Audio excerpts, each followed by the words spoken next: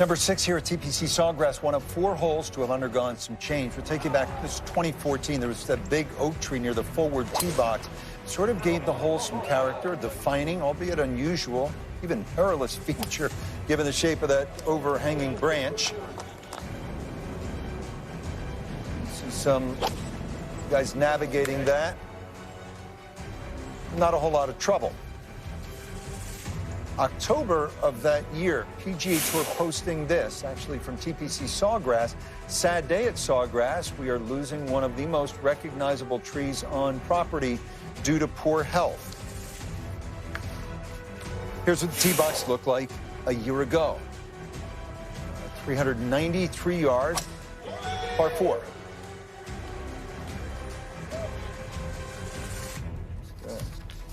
Lose a little charm here, Brandel, without that tree. It did. I can tell you, back when I was playing the Players' Championship, and you got on that tee, you absolutely made adjustments in your club selection and setup. You could never hit it that high, Brandon. All right, you can see the difference.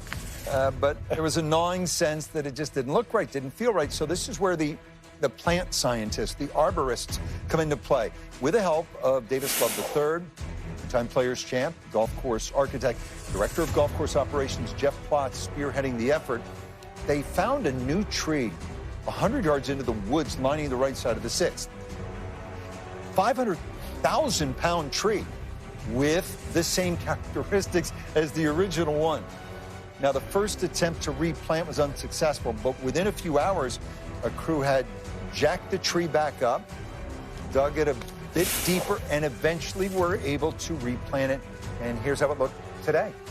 Yeah, as far as I can tell, they've restored the uniqueness of this tee shot.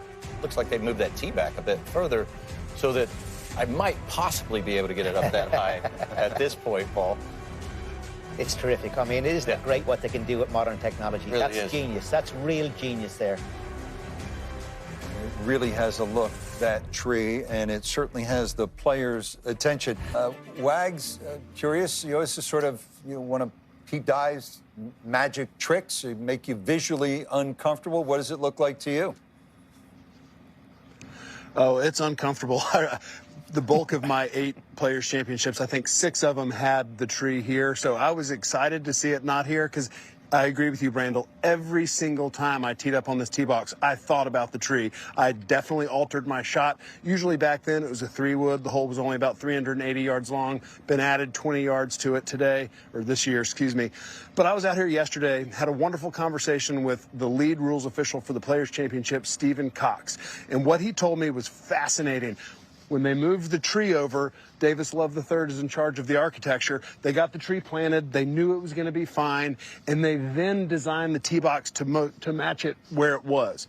What Stephen also said was, obviously during practice rounds, players are playing off the back edge, and it's really intimidating. They're probably going to play anywhere from 5 to 7 yards up from this spot right here, making it a little bit easier. But Stephen said he wants the players to think about it. In that same conversation, Cameron Young came up, and I saw Cameron Young hit the most beautiful low bullet driver right down the middle of the fairway. He had his launch monitor there. I asked him, I said, did you have to lower that flight? And he's like, maybe a little bit. He then looked down at at the numbers. He launched it at 8 degrees. He said usually his driver launches in the 11 to 12 range, so he was making an adjustment. Then he went on to hit a 3-iron, kind of pulled it into the left bunker. And with the 20 yards added to this tee, that left bunker used to be 280 yards to cover. And when this tree wasn't here, guys were able to launch a driver high in the air, take that bunker out of play, hit little flick wedges. And last year, this hole played the easiest it ever had in the Players' Championship. I was also walking the course today, and I bumped into Rory. And he said, what are you going to do tonight? And I said, well, I'm going to go hit that tee shot on 6.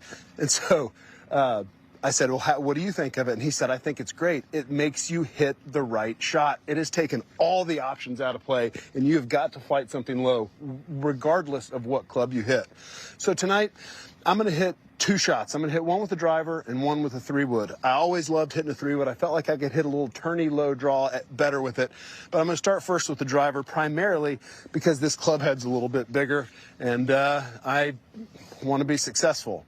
Now, when I try to flight a driver down, I tee the ball up a little bit lower. I put it a little bit back in my stance, and I try to open my feet up just a little bit.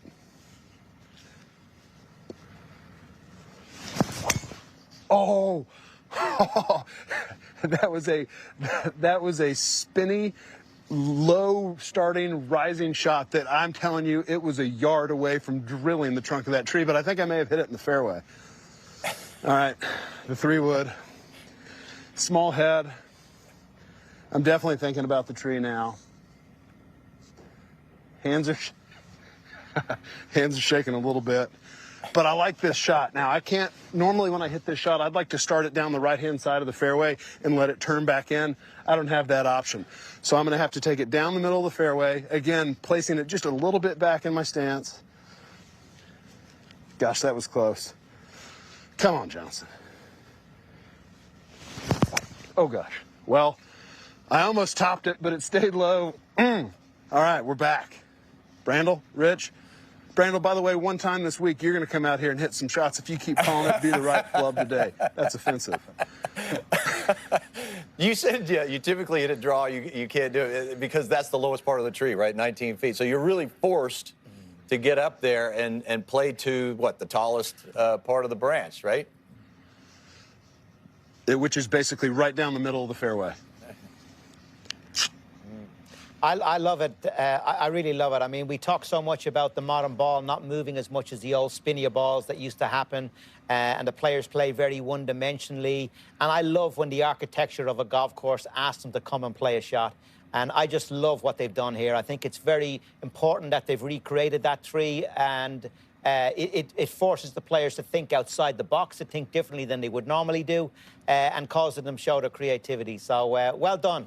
You pulled it off tonight. Thanks, Paulie, and I completely agree with you. Pete Dye was a master of disguise, and yes, the fairway is still wide, but he makes you think about it, and every player that walks onto this tee this week is going to think about that tree. Johnson, thank you. Brandel, at last, in celebration of trees, a great, big, one-of-a-kind tree at a time when everybody is taking trees are out. Taking it on the chin. I mean, and beautiful architectural, quirky sort of feature. You know, golfers, if they're good enough, they have stories to tell about the shot they hit at 17 to win the Players. That crew, they will have a story to tell the rest of their days. And yeah, they earned a cold beer. That's going to be a fun hole to watch this week, the 6th.